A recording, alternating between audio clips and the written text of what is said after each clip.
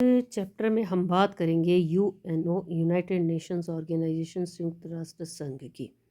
इससे पहले के वीडियो में हमने बात की थी कि किस तरह से विश्व युद्ध के दौरान जो सम्मेलन थे वो चले, खासकर राष्ट्र संघ की स्थापना करने के लिए। तो राष्ट्र संघ इस तरह से क्या हुआ कि 4 वर्षों के प्रयत्न और विचार विमर्श के पश्चात ये जो अंतर्राष्ट्रीय संगठन था इसका उदय हुआ, जिसका उद्देश्य था युद्धों का अंत करना, शांति की स्थापना करना, मानव जाति को न्याय दिलाना और इसका जीवन स्तर ऊंचा करना। ये थे इसके प्रमुख उद्देश्य। तो संयुक्त राष्ट्र संघ का एक चार्टर जो है ये बनाया गया।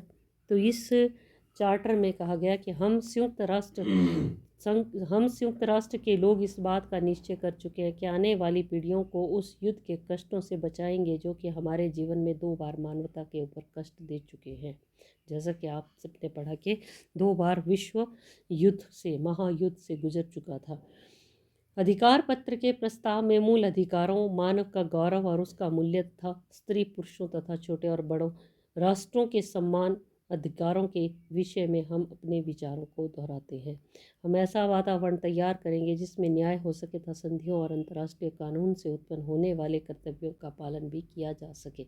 शांति से मिलजुल कर रहेंगे और अंतर्राष्ट्रीय शांति और सुरक्षा बनाए रखने के लिए शक्ति संगठित करेंगे। ये इस प्रकार का उसका जो चार्टर था उसमें अधिकार पत्र की प्रस्तावना थी।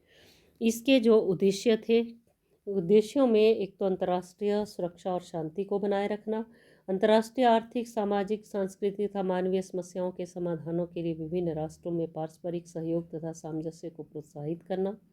तीसरा था राष्ट्रों को आत्मनिर्णय का अधिकार है, इसे स्वीकार करते हुए सभी राष्ट्रों के बीच मैत्रीपूर्ण संबंध स्थापित करना। और चौथा, मनुष्यों के समान अधिकारों की स्वीकृति, यानी कि जाति, भाषा, धर्म, लिंग इत्यादि के भेदभावों को अस्वीकृत कर यह स्वीकार करना कि सभी मनुष्यों के एक मूलभूत अधिकार है और इसकी प्राप्ति का प्रयत्न करना। ये थे इसके उद्देश्य। फिर इसके सिद्धांत। राष्ट्र संघ के संयुक्त राष्ट्र संघ के सब सदस्य राष्ट्र प्रभुत्व संपन्न और एक समान है। दूसरा, संयुक्त राष्ट्र का प्रत्येक सदस्य चार्टर के अनुसार अपने कर्तव्यों का ईमानदारी से पालन करेगा। तीसरा, सभी सदस्य राष्ट्र आपसी झगड़े शांतिपूर्ण ढंग से हल करेंगे ताकि अंतर्राष्ट्रीय शांति, सुरक्षा और न्याय को कोई खतरा न हो सके। संयुक्त राष्ट्र का कोई सदस्य किसी देश अथवा देश की राजनीतिक स्वतंत्रता के विरुद्ध न ही शक्ति का प्रयोग करेगा, न उसको धमकी देगा। शांति तथा सुरक्षा बनाए रखने के लिए संयुक्त राष्ट्र हर संभव प्रयास करेगा। संयुक्त राष्ट्र किसी देश के आंतरिक कार्य क्षेत्र में तब तक हस्तक्षेप नहीं करेगा जब तक शांति और सुरक्षा के लिए ऐसा करना अनिवार्य न हो। कोई भी शांति प्रिय राष्ट्र जो चार्टर द्वारा निर्धारित कर्तव्यों को स्वीकार करे, जिसे यह संघ उपयुक्त समझे, संयुक्त राष्ट्र का सदस्य बन सकता है। तो इस प्रकार से ये इसके जो थे सिद्धांत और इसकी सदस्यता के बारे में हम बात करें। संयुक्त राष्ट्र संघ की सदस्यता उन सब शांति प्रिय देशों के लिए खुली है जो चार्टर द्वारा निश्चित की गई जिम्मेदारी को स्वीकार करें और संयुक्त राष्ट्र के विचार में वे इन जिम्मेदारियों को निभाने के योग्य हो और निभाना चाहते हो। सुरक्षा परिषद की सिफारिश पर किसी राज्य को जनरल असेंबली, महासभा अपने 2/3 बहुमत से के साथ दाखिल कर सकती है। जब सुरक्षा परिषद किसी नए देश को शामिल करने संबंधी सिफारिश करेगी तो सुरक्षा परिषद के 15 सदस्यों में से 9 सदस्य इस सिफारिश से सहमत होने चाहिए और इन 9 सदस्यों में 5 स्थायी सदस्य अवश्य होने चाहिए। फिर है इसके ऑर्गन्स के बारे में। संयुक्त राष्ट्र संघ के क्या क्या अंग हैं। इसके अंगों में इसकी एक जनरल असेंबली है, महासभा जिसको कहते हैं, सिक्योरिटी परिषद, सुरक्षा परिषद जिसको कहते हैं, इकोनॉमिक एंड सोशल काउंसिल, आर्थिक और सामाजिक परिषद, ट्रस्टीशिप काउंसिल, संरक्षण परिषद, इंटरनेशनल कोर्ट ऑफ जस्टिस, अंतर्राष्ट्रीय न्यायालय, इसके अतिरिक्त सेक्रेटरीट, सचिवालय। तो ये जो है ये इसके जो यूएनओ है इसके महत्वपूर्ण अंग हैं। जहाँ तक हम बात करें तो इसकी जो महासभा है, महासभा को संयुक्त राष्ट्र संघ की संसद भी कहते हैं और इसका अधिवेशन वर्ष में सितंबर के महीने में एक बार अवश्य होता है। 1900 होता है इसका और इसका जो प्रधान है महासभा का प्रत्येक वर्ष साधारण अधिवेशन के लिए महासभा अपना प्रधान निर्वाचित करती है।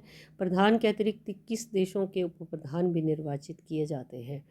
जो निर्णय है वो साधारण विषयों पर सभा के निर्णय सामान्य बहुमत से और विशेष विषयों पर 2/3 बहुमत से जो है इसके निर्णय लिए जाते हैं।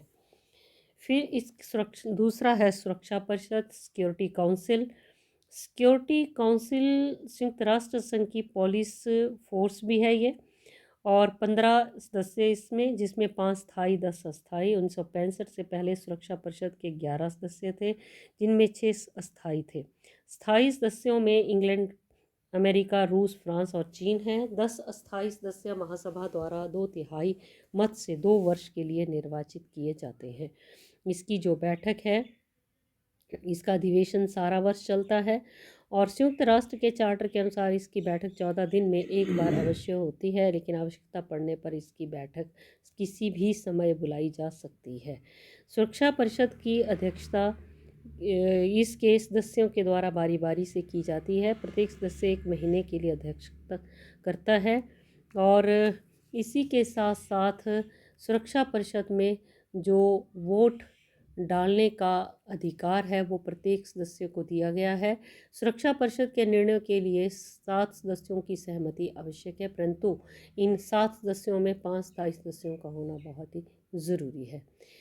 सुरक्षा परिषद की स्थिति और अधिकार सर्वाधिक महत्वपूर्ण है। चार्टर के अनुसार इस पर अंतर्राष्ट्रीय शांति और सुरक्षा की स्थापना करने का मुख्य दायित्व है, और प्रत्येक सदस्य राष्ट्र सुरक्षा परिषद के निर्णय को स्वीकार करने और उसका पालन करने के लिए वचनबद्ध है। नए सदस्यों को संयुक्त राष्ट्र में शामिल किया जाता है, और इस तरह से ये सुरक्षा परिषद जो है अपने कार्य करती है। फिर है इकोनॉमिक एंड सोशल काउंसिल। ये इसका भी निर्माण किया गया है। शुरू में इसके 18 सदस्य थे, लेकिन 1965 में इसके सदस्यों की संख्या बढ़ा दी गई, 27 कर दी गई। 1975 में 52 कर दी गई। इसके सदस्य महासभा द्वारा 2/3 बहुमत से 3 वर्ष के लिए चुने जाते हैं।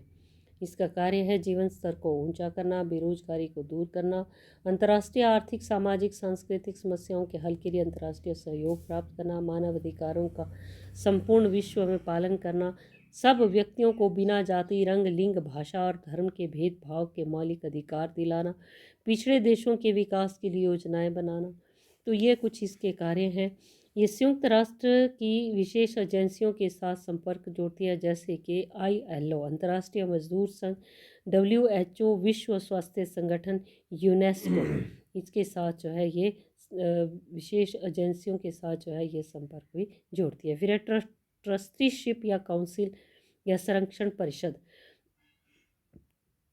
ये परिषद उन पिछड़े हुए स्वशासन रहित क्षेत्रों के विकास का कार्य करती है जिनका दायित्व संयुक्त राष्ट्र ने अपने ऊपर लिया है। ठीक, तो ये इसके लिए बनाई गई है।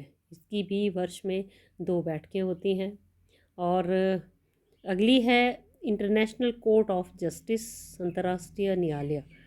15 ये अंतर्राष्ट्रीय न्यायालय बनाया गया है, और इसको विश्व की सर्वोच्च अदालत कहा जाता है। इस न्यायालय में 15 न्यायाधीश हैं, जिनका चुनाव महासभा सुरक्षा परिषद के सदस्यों द्वारा अलग अलग बहुमत से किया जाता है। ये न्यायाधीश 9 वर्ष के लिए चुने जाते हैं, और अंतर्राष्ट्रीय जो न्यायालय है इसका कार्यालय हॉलैंड में हेग में स्थित है।